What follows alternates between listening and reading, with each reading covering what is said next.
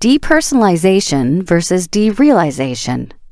Have you ever felt detached from the world or felt like you don't belong in your own body when you look down at your hands? Depersonalization and derealization is a psychological disorder in which this experience is intense and prolonged. About 50% of the general population have come across at least one of these experiences in their lifetime, but only roughly 2% are actually diagnosed with the disorder. It occurs equally in men and women and can start as early as one's early or middle years. But the two terms, depersonalization and derealization, are often mixed up and misunderstood, even though they're often grouped together. So what's the difference?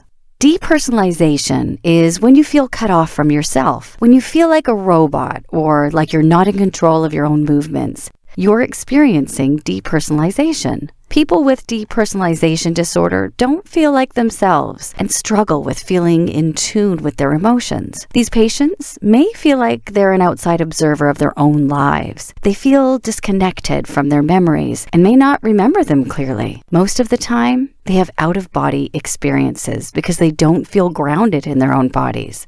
Symptoms of out-of-body experiences include hearing undefined sounds, such as a train going by or soft murmurs, and feeling like you're sinking into a bed while your body feels numb and out of control.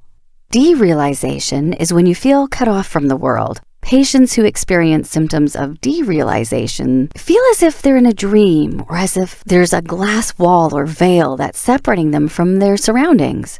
The world feels funny and distorted. Objects around them can feel and appear smaller or larger than they actually are. Surroundings may also be blurry or unusually clear. Sounds can seem louder and more overwhelming, and time can feel like it's slowing down or going too fast.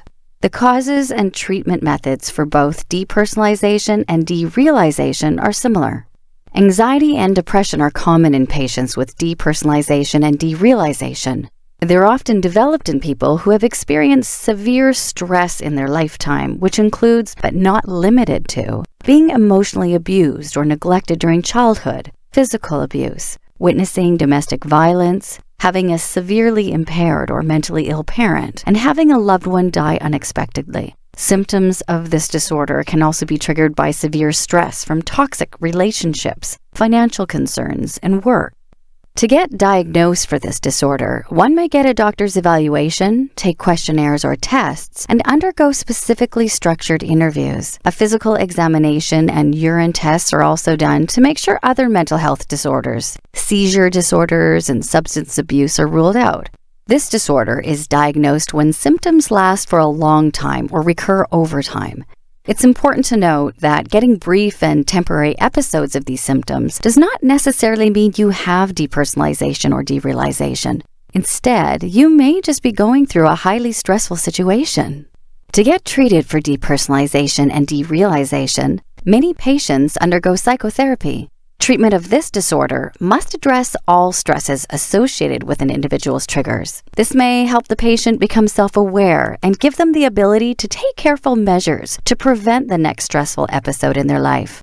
Cognitive techniques can also be used to help block obsessive thinking about the unreal state of being, and grounding techniques can encourage the individual to use their 5 senses to feel more connected with themselves in the real world.